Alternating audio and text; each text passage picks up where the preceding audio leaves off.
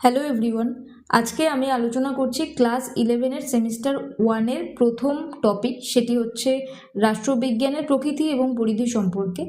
এই যে বক্তব্যটা আগে শুরু করার আগে আমরা যারা নতুন করে ক্লাস 11-এ উঠেছি তাদের এটা জানা প্রয়োজন যে আমরা রাষ্ট্রবিজ্ঞান কেন পড়ব। আমাদের কাছে এই সাবজেক্টটা যেহেতু নতুন, ক্লাস 11 থেকেই এই পড়াশুনোটা মানে রাষ্ট্রবিজ্ঞান সম্পর্কে যে পড়াশুনোটা সেটা হচ্ছে ক্লাস 11 থেকেই শুরু হচ্ছে। তাই আমি প্রথমের দিকে স্লাইডগুলোতে হচ্ছে রাষ্ট্রবিজ্ঞান সম্পর্কে আমরা কেন জানবো বা পড়লে আমাদের কি লাভ হবে বা কি ক্ষতি হবে, ক্ষতি কতটা হবে জানি না, অবশ্যই ভালো লাগবে এই সাবজেক্টটি। তো এই সাবজেক্টটি কেন পড়ার আমাদের দরকার আছে সেই সম্পর্কে আগে একটু বলি, তারপরে রাষ্ট্রবিজ্ঞান কাকে বলে, রাষ্ট্রবিজ্ঞানের প্রকৃতি সম্পর্কে আলোচনা, এগুলো তো টপিক ওয়াইজ আলোচনা আছেই। তো প্রথম দিকে আমি যেগুলো আলোচনা করব সেটি হচ্ছে আমরা রাষ্ট্রবিজ্ঞান কেন পড়ি। আমি ওভারঅল একটা ধারণা দিচ্ছি, এটা কোনোদিন পরীক্ষায় আসবে না। এটা হচ্ছে যেহেতু আমাদের পরীক্ষাটি ক্লাস 11-এর সেমিস্টার 1-এর এমসিকিউ বেস, তাই এটা একটা খালি ধারণা দেওয়ার জন্য।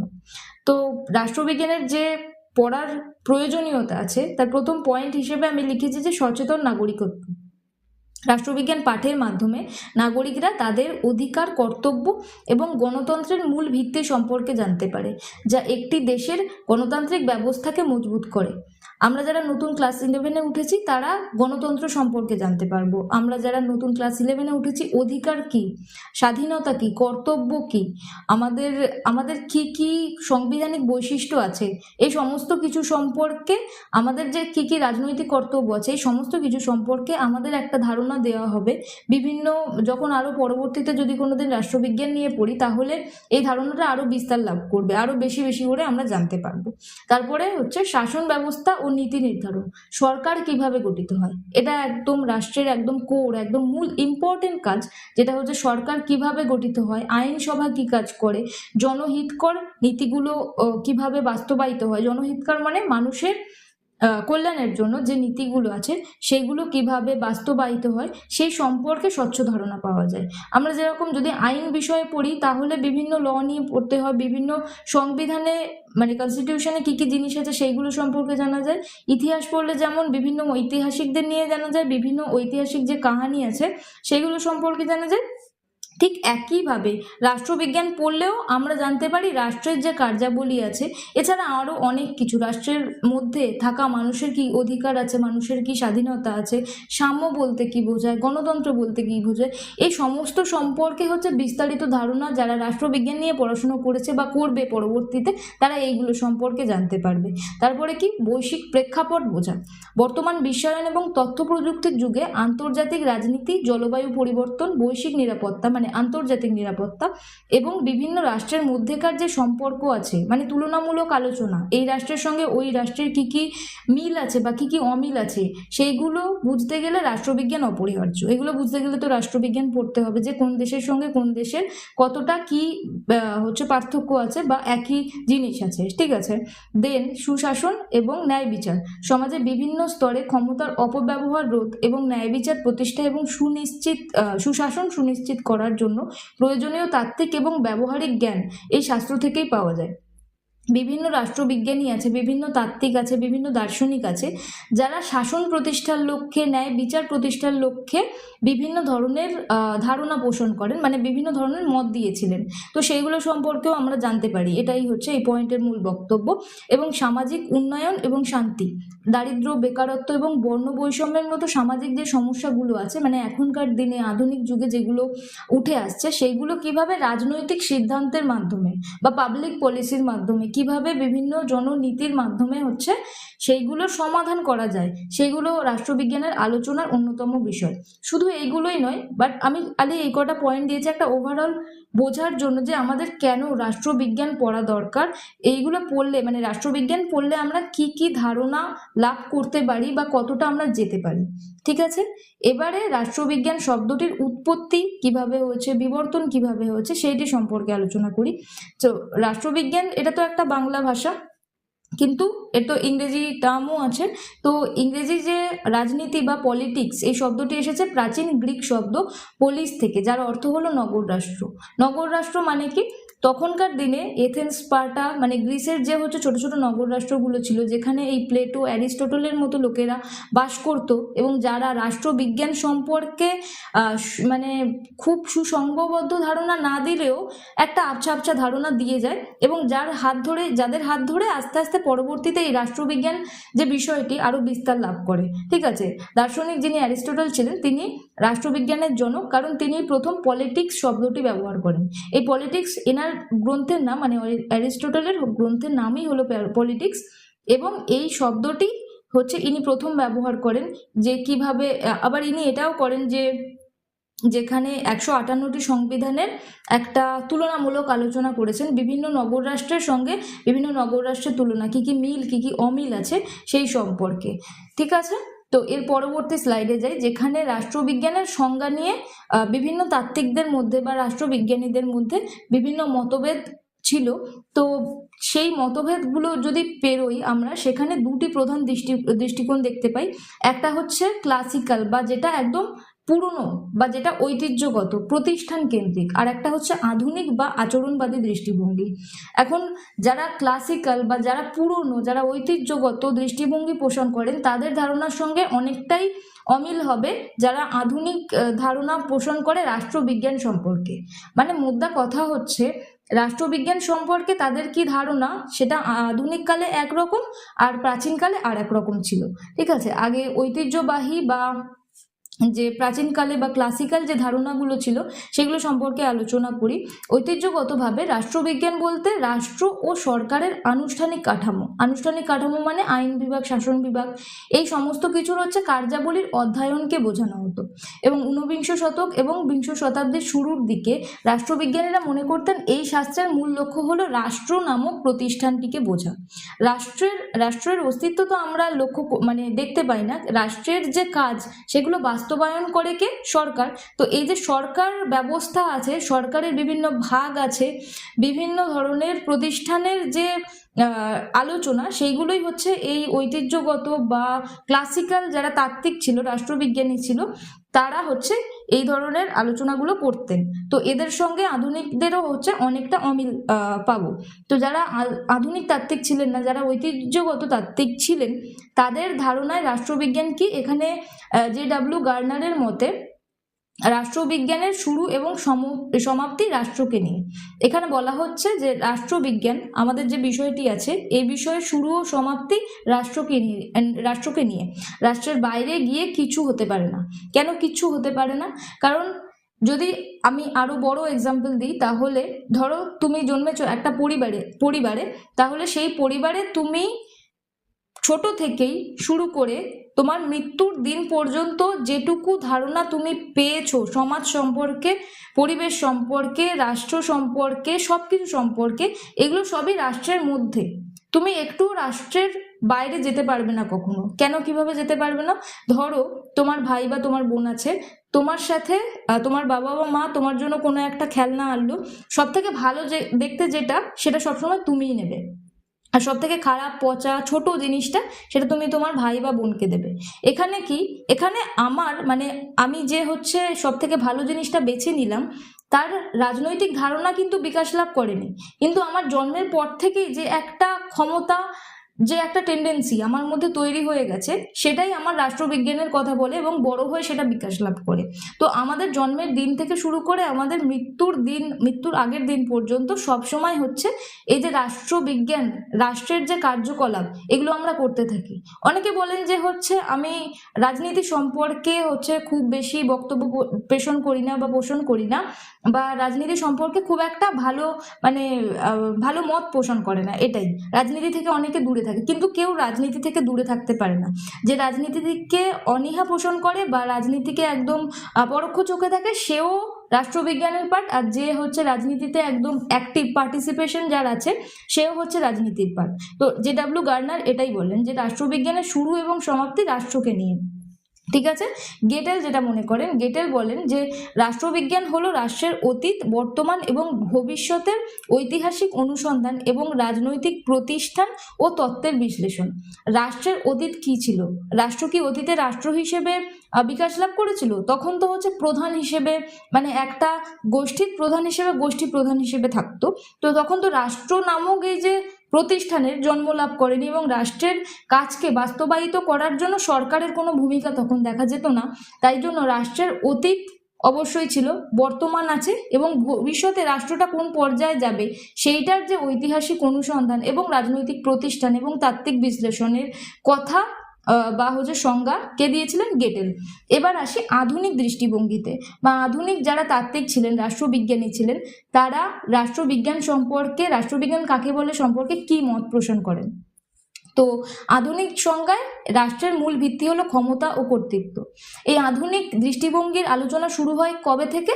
যবে থেকে দ্বিতীয় বিশ্বযুদ্ধ শেষের পথে, কারণ দ্বিতীয় বিশ্বযুদ্ধের যে ভয়াবহ ক্ষমতার লড়াই আমরা দেখি, তারপর থেকে আস্তে আস্তে তাত্ত্বিকরা ওইসব রাষ্ট্র নামক প্রতিষ্ঠানের যে গঠন বা প্রতিষ্ঠানগুলোর যে আলাদা আলাদা কাঠামো আছে, সেগুলো আস্তে আস্তে সেইগুলো থেকে সরে এসে ক্ষমতা এবং কর্তৃত্বের উপর জোর দেন। ক্ষমতা এবং কর্তৃত্বের যে প্রাধান্য আছে সেইগুলোর উপর বেশি ফোকাস করতে থাকেন। তো হ্যারাল্ড ল্যাসওয়েল এবং অ্যাব্রাহাম কাপলান এর মতে রাষ্ট্রবিজ্ঞান হলো ক্ষমতার গঠন এবং অংশীদারিত্বের অধ্যয়ন। এটার মানে কি?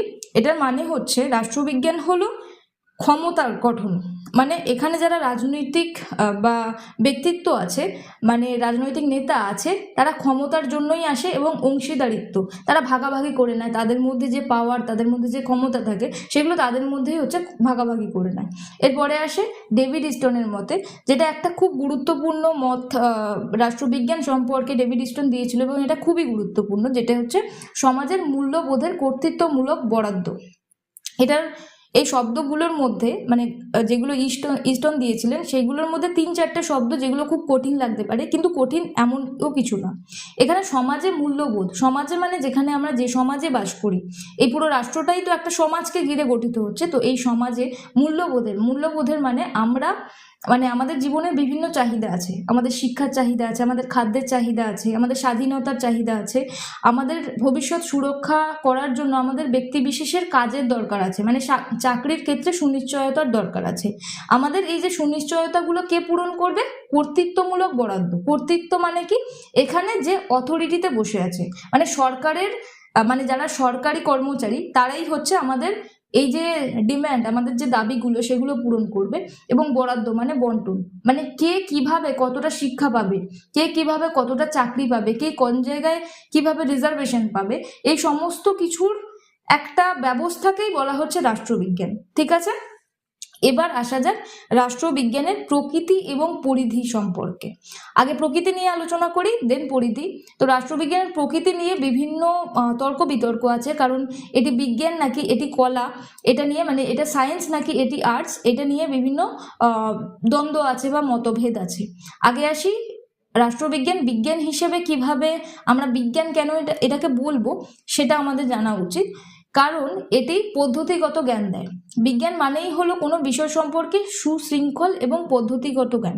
রাষ্ট্রবিজ্ঞান ও রাষ্ট্রের উৎপত্তি, গঠন এবং রাজনৈতিক কর্মকাণ্ড সম্পর্কে সুশৃঙ্খল তথ্য সংগ্রহ এবং বিশ্লেষণ করে।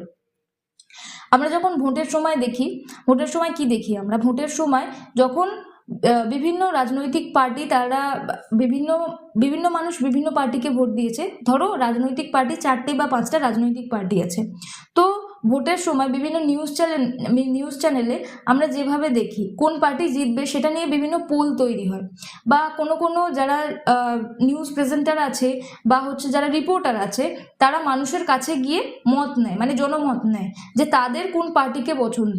বা শুধু ভোটের সময়ই কেন, বিভিন্ন সময় কোনো স্কিম, কোনো নীতি বা কোনো প্রকল্প কোনো সরকার যদি লঞ্চ করে, বাট সেইগুলোকে কি করে, সেইগুলোকে হচ্ছে যারা নিউজ রিপোর্টার আছে সেইগুলোকে, সেটা ভালো কি সেটা মন্দ, সেইগুলোকে হচ্ছে যাচাই করতে চায়, মানুষের মতামত নিতে চায়।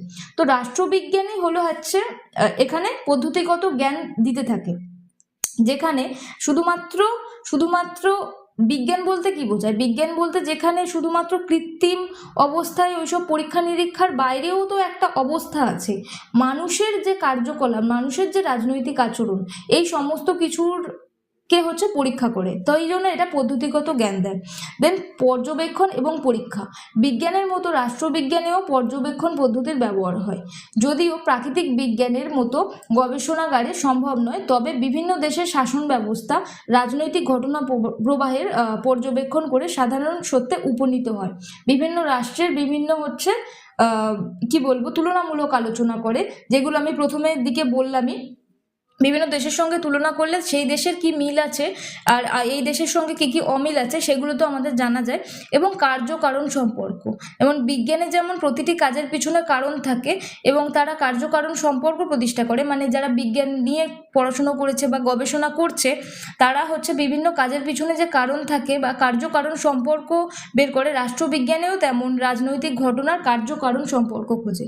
এই কার্যকারণ সম্পর্কে যদি বাস্তব উদাহরণ দিই, ধরো কোনো পার্টি কিভাবে জিতবে সেটা ডিপেন্ড করছে সেই 5 বছরে, একটা পার্টি তো 5 বছর থাকে ভারতের ক্ষেত্রে বলছি, এবং 5 বছরের পরে সেই পার্টিটা হচ্ছে চলে যায়। তো যখন কোনো পার্টির ভোটের টাইম আসে বা ভোটের আগেই যদি সে এমন কিছু জনকল্যাণমূলক কাজ করে এবং সেই জনকল্যাণমূলক কাজের পরিপ্রেক্ষিত হিসেবে তার 5 বছর পরে জেতার সম্ভাবনাটা বেড়ে যায়, এটা সবসময় লক্ষ্য করবে। আবার অনেক ক্ষেত্রে ধরো সেই পার্টি 5 বছরের জন্য জিতেছে, জেতার পরে তাদের আর জনগণের দিকে কোনো লক্ষ্য নেই, কোনো খেয়াল নেই, তাই জন্য সেই পার্টি কি করছে, সেই পার্টি 5 বছর পরে হারার মুখের দিকে চলে যাচ্ছে। তাহলে সেই পার্টি যে কার্য করেছে, যে কাজ করেছে, তার উপর নির্ভর করছে তার কারণটা বা তার করণটা, পরবর্তী রেজাল্টটা কি হবে সেটা হচ্ছে তার উপর নির্ভর করছে। এটা হচ্ছে কার্যকারণ সম্পর্ক। এরপরে আসি বিজ্ঞান হিসেবে তো পড়লাম, এবারে রাষ্ট্রবিজ্ঞান কলা হিসেবে কিভাবে আমাদের কাছে উঠে এসেছে। কলা মানে আর্টস বা সামাজিক বিজ্ঞান হিসেবে। এখানে অনেকেই আছে, অনেক রাষ্ট্রবিজ্ঞানীই আছে যারা রাষ্ট্রবিজ্ঞানকে এই বিজ্ঞান হিসেবে মানতে নারাজ। তারা মনে করেন যে যেখানে বিজ্ঞান শুধুমাত্র একটা রাসায়নিক ঘর হবে, যেখানে শুধুমাত্র ওই নাইট্রোজেন অক্সিজেন পরীক্ষা করা হবে, সেটাইকেই শুধুমাত্র হচ্ছে বিজ্ঞান বলা হচ্ছে। কিন্তু অনেকে এটাকে কলা হিসেবেও প্রতিষ্ঠা করতে চাইছে, মানে বিজ্ঞান বলতে হচ্ছে চাইছে না এরা। তো এখানে প্রথম পয়েন্টে আছে যে পরীক্ষাগারের অভাব। পদার্থবিদ্যা বা রসায়নের মতো রাষ্ট্রবিজ্ঞানে নিয়ন্ত্রিত পরিবেশের পরীক্ষা চালানো সম্ভব নয়। নিয়ন্ত্রিত মানে কন্ট্রোল। আমি কোনো মানুষের উপর কন্ট্রোল করতে পারি না। আমি যদি নিউজ রিপোর্টার হই তাহলে আমি মানুষের মতামতটুকু নিতে পারি, কিন্তু আমি কোনোদিন কাউকে হচ্ছে কন্ট্রোল করা সম্ভব নয়। তাদের যেটা মতামত সেটা সর্বত্র হচ্ছে পরিবর্তনশীল, সেটা একটা ডাইনামিক ওয়েতে চলে যায়। তাই জন্য আমি একটা নিয়ন্ত্রিত পরিবেশ তৈরি করতে পারি না, কারণ এর মূল উপজীব্য বিষয় হলো মানুষ এবং তার পরিবর্তনশীল আচরণ। যেটা বললাম, মানুষের তো সবসময় আচরণ পরিবর্তনশীল, তাই মানুষ আজকে যেটা মতামত দিচ্ছে সেটা পরের দিন নাও দিতে পারে। তারপরে নির্ভুলতার অভাব। বিজ্ঞানের সূত্রগুলি সার্বজনীন এবং অপরিবর্তনীয়, মানে বিজ্ঞান এখানে এই ভারতে যেটা অ্যাপ্লিকেবল হবে সেটা অন্য দেশেও হবে। কিন্তু যদি রাষ্ট্রবিজ্ঞানের কথা বলি তাহলে রাজনৈতিক সিদ্ধান্ত এই দেশে যা অন্য দেশে তাই নয়। তুলনামূলকভাবে প্রত্যেকটি দেশের আলাদা আলাদা স্থানকাল পাত্রভেদে পরিবর্তিত হতে থাকে। তারপরে ব্যক্তিগত পক্ষপাত।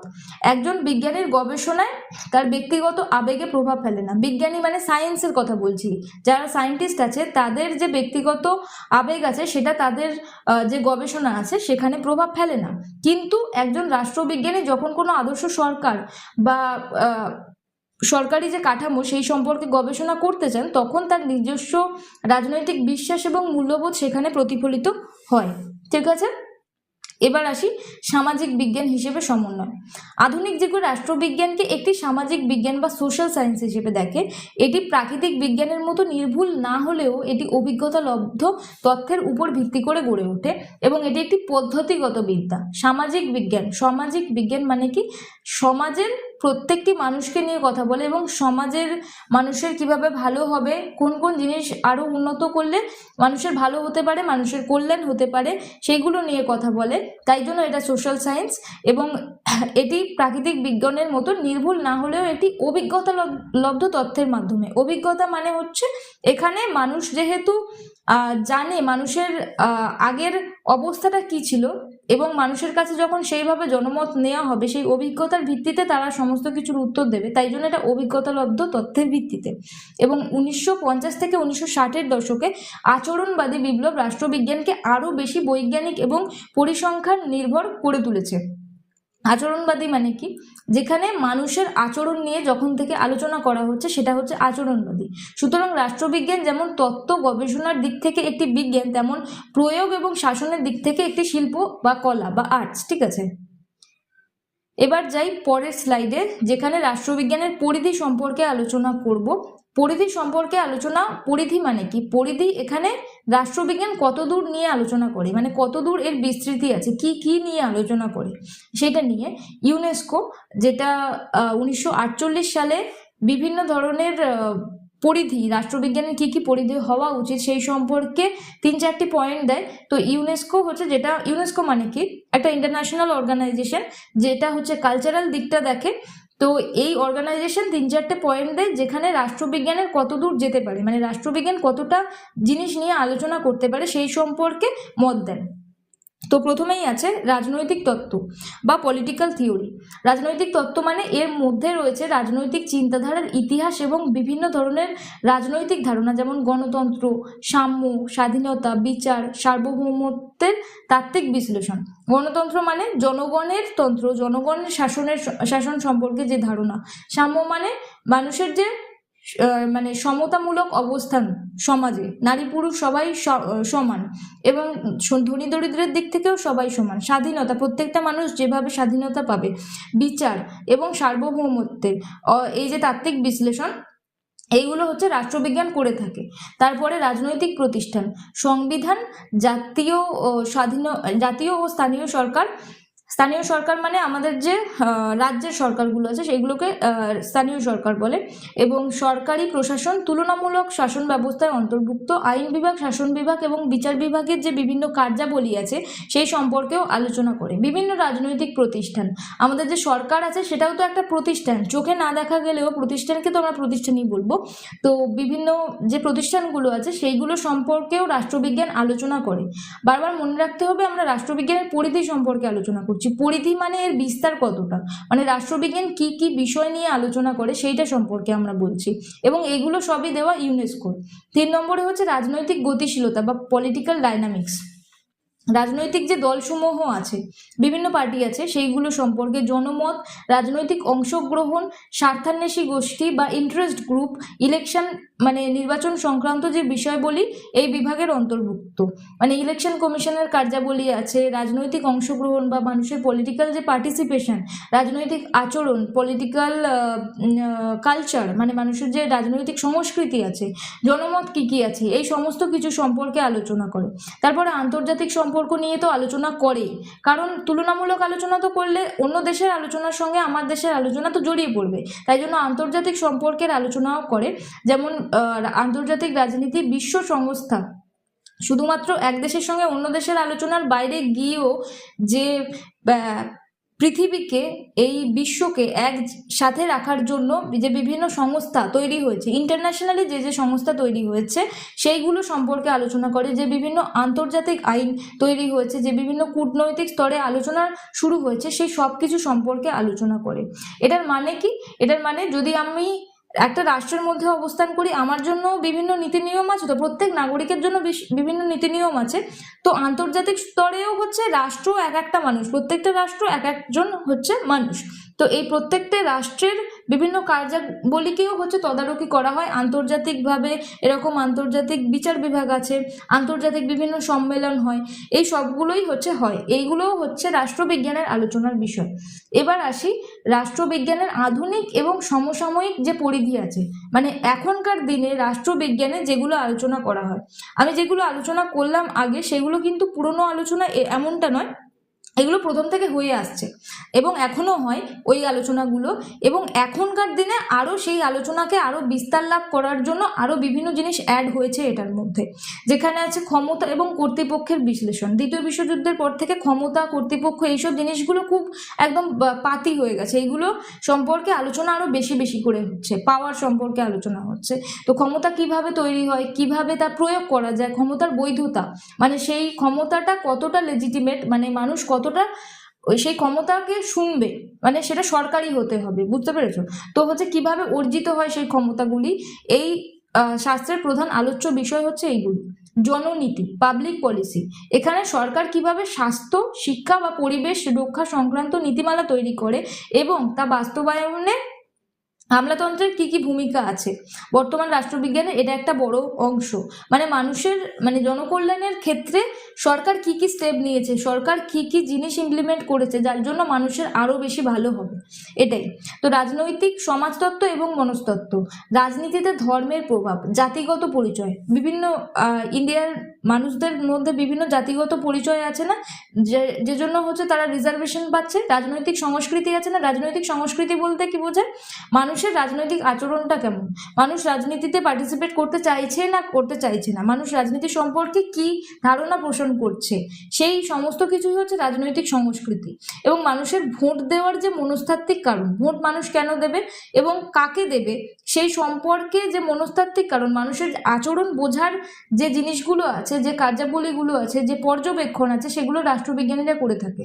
এইভাবে হচ্ছে জনমত, বিভিন্ন নিউজ রিপোর্টার যখন মানুষের ভোট দেওয়ার আগে কাকে ভোট দেবে এবং কেন ভোট দেবে এবং কাকে হচ্ছে পরবর্তী 5 বছরে আনতে চাইছে, সেই সমস্ত কিছু সম্পর্কে এই রাষ্ট্রবিজ্ঞান আলোচনা করে থাকে। এবং কি করে, নারীবাদ এবং রাজনীতি সম্পর্কে আলোচনা করে।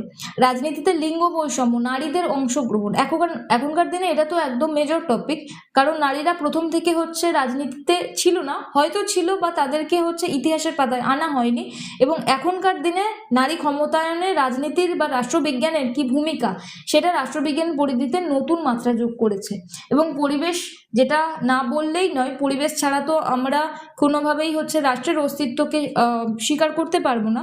জলবায়ু পরিবর্তন রোধের বিভিন্ন আন্তর্জাতিক রাজনীতি এবং বিশ্বায়নের ফলে রাষ্ট্রহীন সংস্থাগুলি, মানে বহুজাতিক যে কোম্পানি, এমএনসি গুলো আছে, মাল্টিন্যাশনাল কোম্পানি, ক্রমবর্ধমান প্রভাব রাষ্ট্রবিজ্ঞানের প্রধান আলোচনায় অন্তর্ভুক্ত হয়েছে। পরিবেশের বিভিন্ন কাজে, পরিবেশের যাতে দূষণ না হয় সেগুলো রোধ করার কাজে বিভিন্ন যেভাবে ইন্টারন্যাশনাল কনভেনশনগুলো হচ্ছে, স্টকহোম কনভেনশন থেকে শুরু করে Rio de Janeiro, Montreal protocol, Paris piece conference, এই সমস্ত কিছুই হচ্ছে পরিবেশের উন্নয়নের লক্ষ্যে, যাতে পরিবেশকে আরো বেশি সাস্টেন করা যায়, আরো বেশি দিন আমরা বেশি বছর বাঁচতে পারি, বেশি আমাদের যারা ভবিষ্যৎ প্রজন্ম আছে তারা যাতে এসে কোনো প্রবলেম না ফেস করে, সেই সমস্ত বিষয় নিয়ে বিভিন্ন ইন্টারন্যাশনাল, মানে বিভিন্ন আন্তর্জাতিক যে কনভেনশনগুলো হচ্ছে, সম্মেলনগুলো হচ্ছে, সেই সমস্ত কিছু নিয়েও হচ্ছে রাষ্ট্রবিজ্ঞান আলোচনা করে। তো এই ছিল আজকের আলোচনার বিষয়। আশা করি বোঝা গেছে রাষ্ট্রবিজ্ঞানের প্রকৃতি এবং পরিধি কেমন হতে পারে বা কতটা রাষ্ট্রবিজ্ঞান এগোতে পারে বা বিস্তার লাভ করেছে সেইগুলো সম্পর্কে। Thank you.